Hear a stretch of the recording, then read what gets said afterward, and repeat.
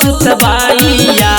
दुआरा पर बाबा के सिपहियो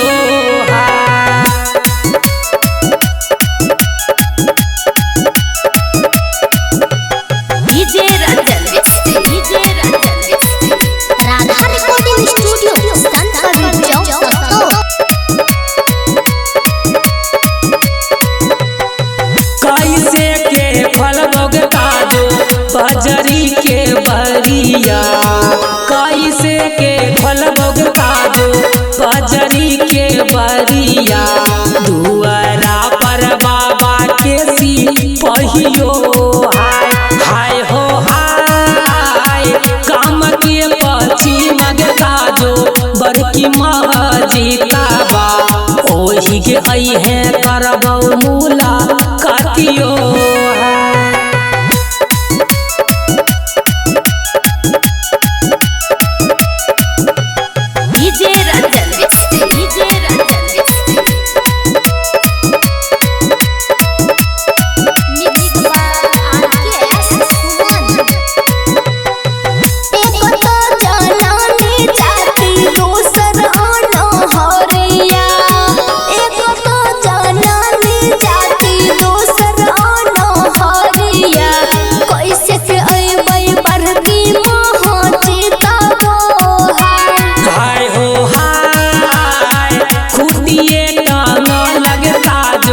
धोती और कमीजवा